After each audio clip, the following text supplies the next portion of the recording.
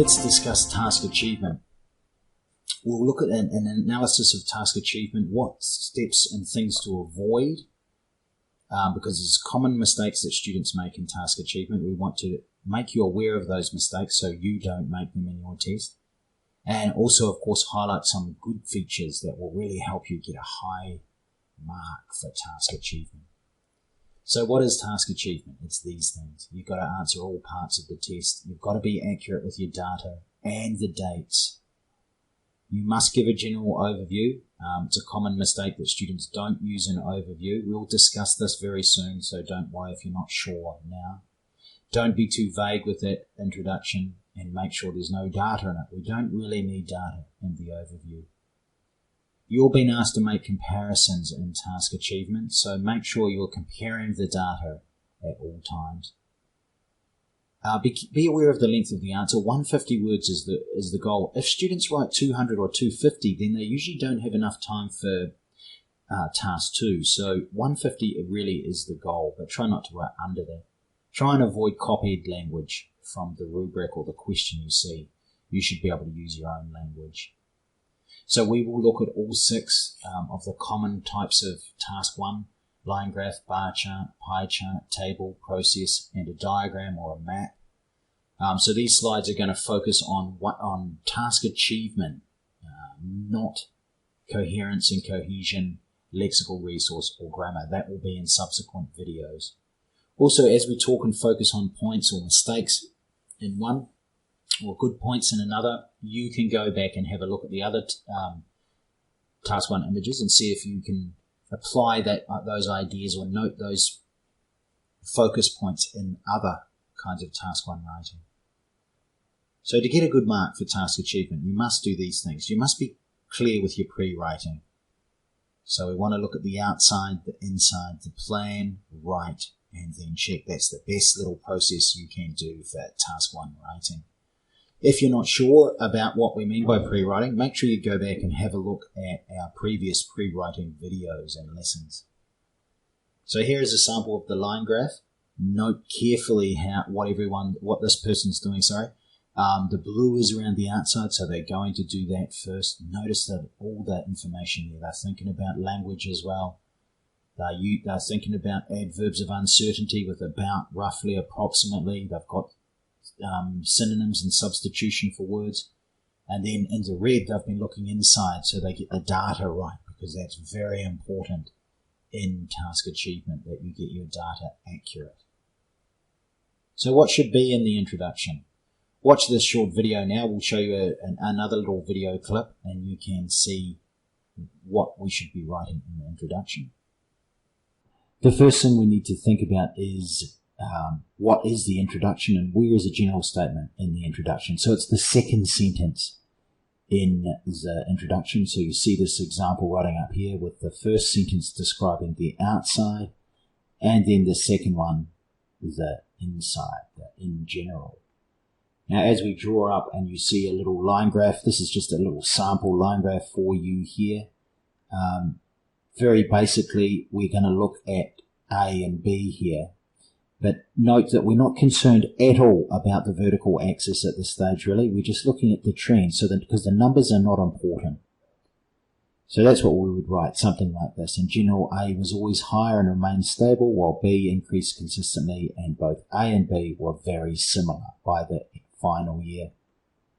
Now, when we move into the body of the report for task 1, then we need to look at this vertical axis, and now we would be very specific with the data and the details, and you see now how the lines change and become more exact, because now this is in effect how we should be writing. We give the person an overview without data, and then we come in and give them the data, and we're going to now look very carefully at some of those numbers and put that in. And here is also the key information from that. The outside, the key information, don't copy, try and paraphrase. And then on the inside, make a nice, clean, general statement with no data. So now it's your turn. Have a go. Here is a line graph. You have a go trying to write that. We'll pause now. If you like, compare with your partner afterwards. And here is a good example where we see that the Very short first sentence, just talking about the outside. And then in the inside's a bit more complicated. And this is common that your second sentence will be a bit more complicated because you're describing the trends here. So we see that the person's decided to talk about MCG being the highest, and then that WACA experienced growth, and then the similarity between GABA and SCG and the rise and then fall. Have a go the same here with this bar chart. This time, if you like, one of you can write the first sentence and the second person write the second sentence with a general statement and then compare with each other.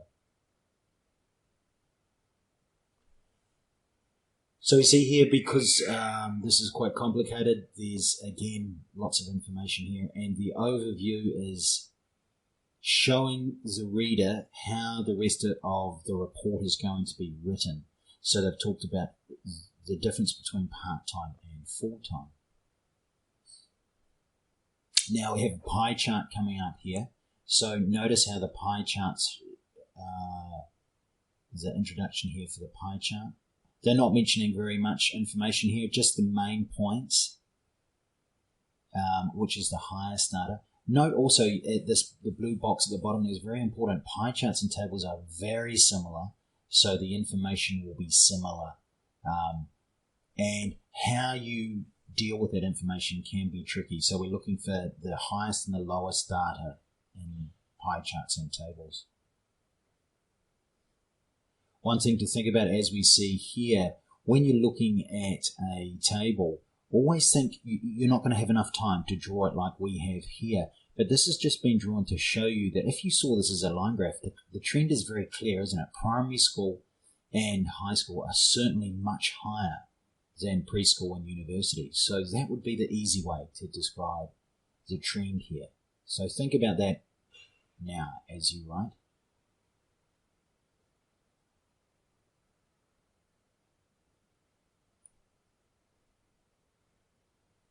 And there's a nice little short introduction for this very complicated table, really. Tables are always complicated and tricky in Task 1 writing. But we notice there that the person's noticed that trend and they're talking about primary and high school having the most students. Now, process. Can you see the different stages? General statements for processes can be a wee bit tricky. But look carefully at the picture and try and see if there's any way you could split this information.